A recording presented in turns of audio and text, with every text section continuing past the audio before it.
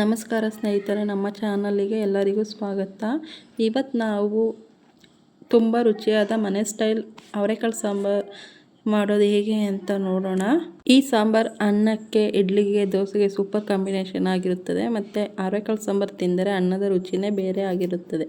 ಈ ವಿಡಿಯೋವನ್ನು ಸ್ಕಿಪ್ ಮಾಡದೆ ಫುಲ್ ವಿಡಿಯೋವನ್ನು ಕೊನೆಗಂಟ ನೋಡಿ.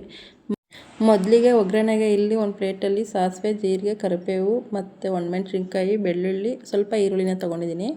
ನಂತರ ಮಸಾಲೆಗೆ ಬೇಕಾಗಿರುವಂಥ ಸಾಮಾನುಗಳು, ಒಂದು ಈರುಳ್ಳಿ ಕಟ್ ಮಾಡಿ ಇಟ್ಕೊಂಡಿದ್ದೀನಿ, ಒಂದು ಟೊಮೊಟೊ ಕಟ್ ಮಾಡಿ ಇಟ್ಕೊಂಡಿದ್ದೀನಿ, ಸ್ವಲ್ಪ ಕೊತ್ತಂಬರಿ ಸೊಪ್ಪು, ನಂತರ ಸ್ವಲ್ಪ ಹುರ್ಗಡ್ಲೆ, ಸ್ವಲ್ಪ ಸಾಂಬಾರು ಪೌಡರು ಮತ್ತು ಬೆಳ್ಳುಳ್ಳಿ ಮತ್ತು ಕಾಯಿ ತುರಿನ ತೊಗೊಂಡಿದ್ದೀನಿ.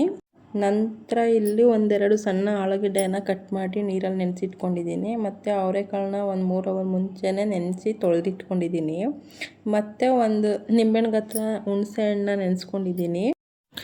ನಂತರ ಇವಾಗ ತೆಗೆದಿಟ್ಕೊಂಡಿರೋಂಥ ಎಲ್ಲ ಮಸಾಲೆಗಳನ್ನ ಒಂದು ಮಿಕ್ಸಿ ಜಾರ್ಗೆ ಸೇರಿಸ್ಕೊಂಡು ಚೆನ್ನಾಗಿ ಗ್ರೈಂಡ್ ಮಾಡ್ಕೊತೀನಿ. ಆವಾಗಲೇ ತೆಗೆದಿಟ್ಕೊಂಡಿರೋ ಅಂಥ ಈರುಳ್ಳಿ, ಬೆಳ್ಳುಳ್ಳಿ, ಟೊಮೊಟೊ, ಕಾಯಿ ತುರಿ, ಕೊತ್ತಂಬರಿ ಸೊಪ್ಪು, ಹುರ್ಗಡ್ಲೆ ಎಲ್ಲವನ್ನು ಜಾರ್ಗೆ ಹಾಕಿ ನುಣ್ಣಗೆ ಪೇಸ್ಟ್ ಮಾಡ್ಕೋಬೇಕು.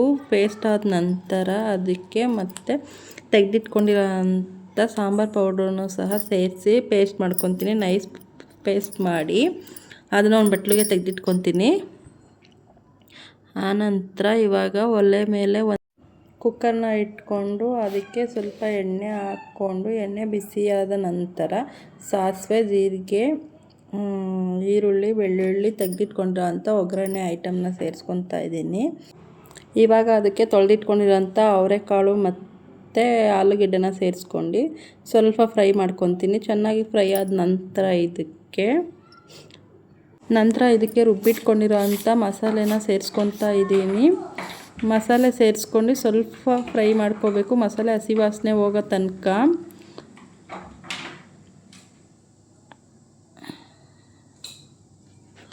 ಹಸಿ ವಾಸನೆ ಹೋದ ನಂತರ ಅದಕ್ಕೆ ಹುಣಸೆಹಣ್ಣಿನ ರಸನ ಸೇರಿಸ್ಕೊತಾ ಇದ್ದೀನಿ. ಹುಣಸೆಹಣ್ಣಿನ ರಸನ ಸೇರಿಸ್ಕೊಂಡು ಸ್ವಲ್ಪ ಮಿಕ್ಸ್ ಮಾಡಿ ಫ್ರೈ ಮಾಡ್ಕೊಂಡು ಅದಕ್ಕೆ ಬೇಕಾದಂಥ ರುಚಿಗೆ ತಕ್ಕಷ್ಟು ಉಪ್ಪನ್ನ ಸೇರಿಸ್ಕೊತಾ ಇದ್ದೀನಿ.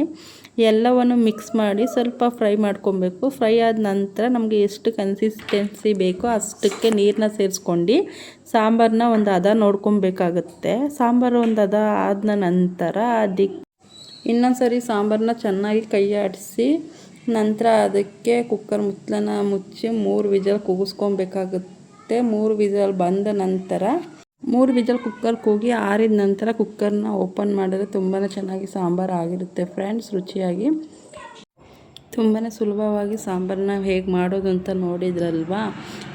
ನಿಮಗೆ ಈ ವಿಡಿಯೋ ಇಷ್ಟವಾದರೆ ವಿಡಿಯೋಗೆ ಒಂದು ಲೈಕ್ ಮಾಡಿ. ನಮ್ಮ ಚಾನಲ್ ಹೊಸದಾಗಿ ಬಂದಿದ್ದರೆ ಸಬ್ಸ್ಕ್ರೈಬ್ ಮಾಡಿ, ಬೆಲ್ ಐಕಾನ್ ಪ್ರೆಸ್ ಮಾಡಿ. ಮುಂದಿನ ಹೊಸ ರೆಸಿಪಿ ವಿಡಿಯೋಗಳನ್ನು ಮಿಸ್ ಮಾಡಿಕೊಳ್ಳಬೇಡಿ. ನೀವು ಯಾವೂರಿಂದ ವಿಡಿಯೋ ನೋಡ್ತಾ ಇದ್ದೀರಾ ಅಂತ ಕಮೆಂಟಲ್ಲಿ ತಿಳಿಸಿ.